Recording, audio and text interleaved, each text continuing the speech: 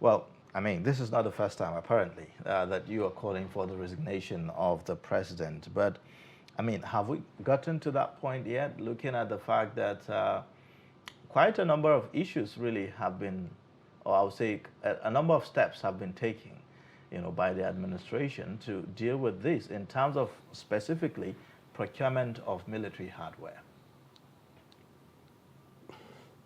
So procurements are meant to achieve results. What are the results?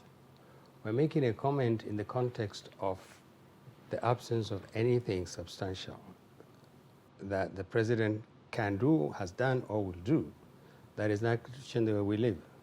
People say, oh, he's buying weapons for the military, he's spending money on procurement. No president has spent so much money on procurement.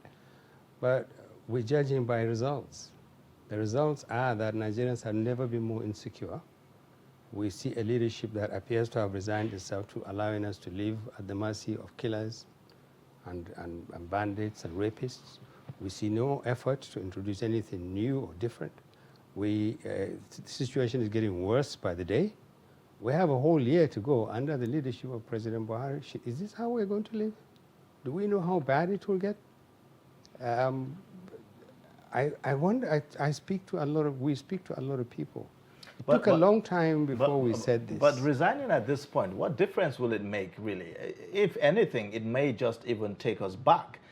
Because if the president resigns now, it looks like we're in the middle of, a crisis right now. So, issues of handing over to the next person is also entirely a different thing that may take a whole lot. And if you talk about changing of leadership of the military now, the military chiefs, for instance. Nobody is talking about the military. That's true. No. It's also entirely a long process. No, that's not. The military doesn't feature in this issue at all.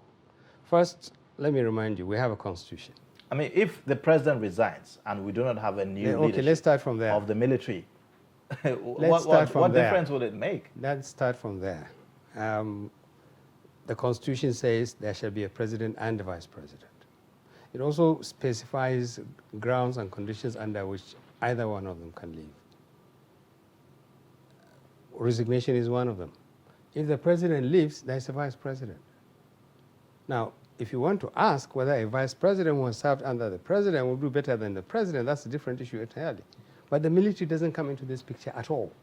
We are not recommending anything to do with the military. What we're saying is activate the constitutional provision that says when a president who has sworn to protect and defend Nigerians fails to do that, and every chance is made available to him to do so, and he fails to do that, and there's no indication that he's going to do that, and citizens are crying, what we're saying is what 90% of Nigerians are saying. They're saying it individually. This is the first time, perhaps, or the second time a group like ours comes out and says, look, with all sincerity and whole sense of responsibility, Mr. President, you are not able, for one reason or the other, to secure Nigerians.